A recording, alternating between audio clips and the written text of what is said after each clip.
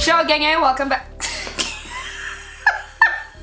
Every time I come back here, I'm going to have to. I just haven't done this in a while. Sho Genge, welcome back to my YouTube channel. If you're new here, my name is Nyansumba, and this is Uncomfortable Growth. To my returning subscribers, I hope that the gang is well. And to those that are passing by, hopefully you like what you see and you join the gang. Guys, today I'm back with a very good friend of mine. You guys know her very well, okay? Katleho Lebogang is with me, but today she's on the couch as a YouTuber herself. So guys, she started her own channel. Please make sure to go subscribe, like, share the word. I will put it in the description. You guys know what to do. Do what you guys do best. That's on life. That's on period. Oh, thanks, man. Say hi. Sorry. That's just... Hey, guys, it's so it's so crazy. Like the last time we filmed the video, I think it was it the Joburg versus yeah, Cape Town? It literally was. Dude, when the hell was long that? time ago. Was that last year? Last year. So yeah, so I thought I'd bring her back, guys. So we're gonna have a little quick chit chat, about toxic relationships, romantic relationships, friendships, our lived experiences. So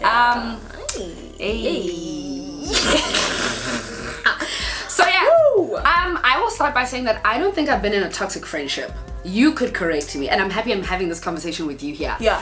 I don't think I've had a toxic friendship just because there have been toxic people. No, there have been toxic people, but I never allowed for them to be close enough to me to hurt me and for us to be friends. I've experienced people where I realized it could have been toxic, but I never allowed for the friendship. You nipped it in the butt. What's it? Got it. Yeah. So I haven't been in a toxic friendship, but I do think I've experienced like jealousy in friendships. And that one is very tricky. All about it. Oh. No. Yeah. And it's subtle. Oh, it's very subtle. It's subtle. You see it in the little things. Definitely. And I think that my biggest thing, first and foremost in this video, is I trust your gut. If you feel like something is off, if you feel like your friend really isn't happy for you, or your partner isn't happy for you, or whatever, just there's a weird energy, definitely believe that. I think jealousy in friendship definitely comes across as backhanded comments, or like, backhanded comments. And the face, guys, the face doesn't lie. Everything. Doesn't lie. Everything. I don't care what's coming out your mouth, but I look at your face the minute I say something. Yes. And that says everything. 100%. I had a friend once, literally, so I had good news. Okay. I had really, really good news. You know, I had just done something or whatever. And I remember I was having a group of friends. Yeah. And I clocked her face. And you said, what? Sherman's. Beating a man. Yeah. And she was just mungo. And I was like, that's weird. That's definitely weird. We're friends.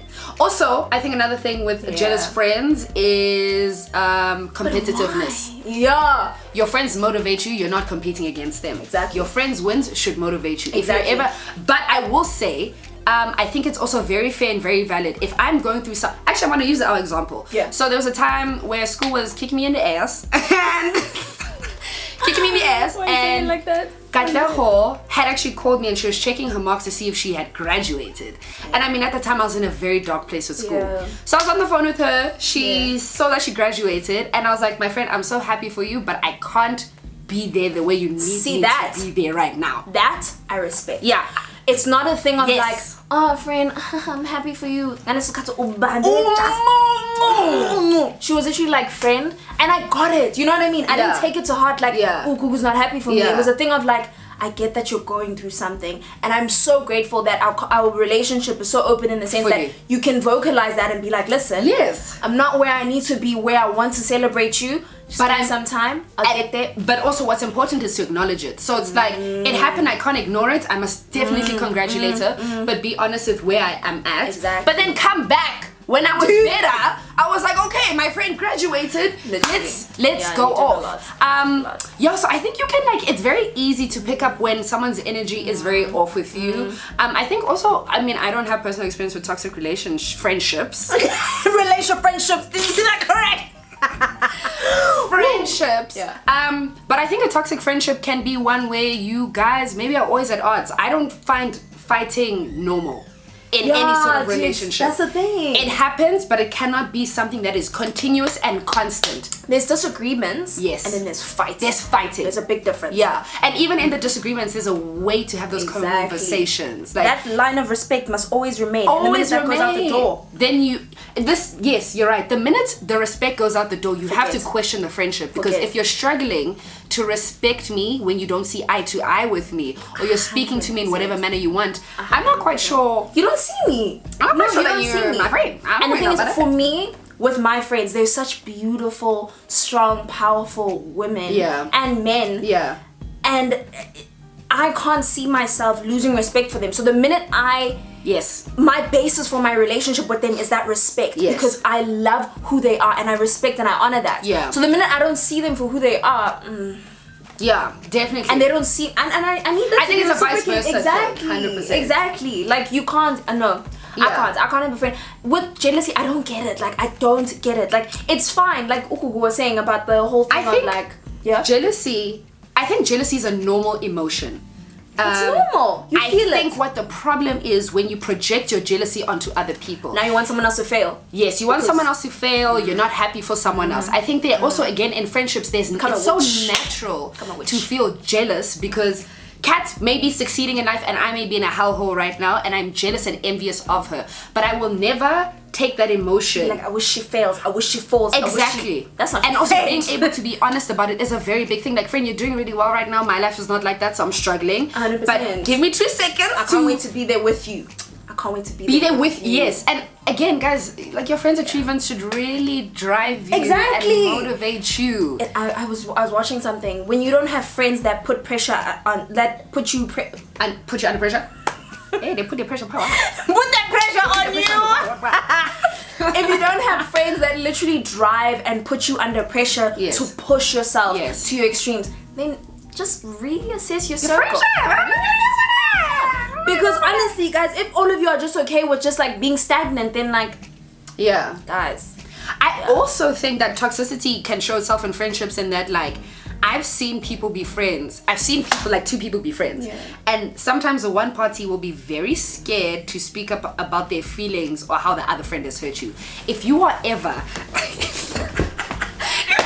if you are ever in the position where you're biting your tongue about how you feel because you don't know how they will react and they're gonna throw it in your face or whatever, that is toxicity. You're doing yourself a disservice and you know it. You know it because you're biting your tongue. Exactly. Yeah. Because you're like, oh no, shame. So now you're putting yourself second because of someone else. And if your friend values you and respects you and loves you, they will hear what you have to say. Yes. And know that it's not coming from a malicious and exactly. Yeah. If my friends don't come to me with honesty, I don't want it. I don't want it. Toxic relationships. And you know this toxic relationship thing. I was literally, Google and I were walking in the mall today. Yes. And I was like to a friend, you know, I realized something. Guys, toxic relationships are not always like, boom, yes, so toxic. Yes. It's those little things. And you sit back, and I'm only realizing now, I'm like, damn, that was not normal. Toxicity, yeah, 100%. Nah. Definitely. And it manifested itself in like me putting my feelings second because I was afraid of how someone would take something. That's not right. That's not okay. That's not normal. Someone who loves you wants to hear you. You must be heard and respected at all times. So you should never fear to voice your feelings. Yeah. But don't be scared to get out of a relationship because you're scared of how the next person's gonna take it. What do you mean the next person? The other one. I need your John. Wait, John and Amuntu and? You're scared when ubambezele because you're like, oh shame. Oh, because of him. Yeah. Oh, I mean, obviously, I think it's natural to care about someone, but at the end of the day, it is important to put your. Please don't bambezele. I think with toxic relationships, the biggest signs that I can speak of. Try me. Constant fighting. I said it earlier, but constant fighting in a relationship is not normal. Let me tell you again. Constant fighting in a relationship is not normal. It's not. If you are constantly at odds, constantly at each other's necks, and I think, can we not normalize toxic relationships as well? Oh yeah. Please. Also, I think from the toxicity comes in that like normally you'll realize that when you fight with your partner, it's really bad, but when you make up, it's hot and it's lovely. It's amazing. And you chase that feeling. And you chase that feeling. Stop it. Stop it. Please. So I think that if you're constantly fighting, that's not how things should happen. It means that also if you are scared to bring up your emotions because it's going to lead into a fight, because every time you bring something up, the person says you want to fight. You want to fight? Now they want to fight. Now they want, no, want to fight. No, now you want to fight. Now we're fighting. Let's fight. No, we're fighting. So you should always be able to tell or speak to your emotions, and someone should always respect that. Yeah. Toxicity, I think. You can't be in a relationship where you're biting your tongue. I can't do that. I'm so sorry. I'm scared of you. Yeah, you can't be scared of someone. I also think that like a toxic relationship, toxicity normally is rooted in trust issues. 100%. It's insecurities, dude. It's insecurities. It's insecurities. So and they project it on you. Yeah. But I also think if you're in a relationship where there is no trust, it breeds ground for toxicity because you're constantly trying to prove that one, you're worth being trusted. Two, you're constantly having to feed into your partner and reassure them.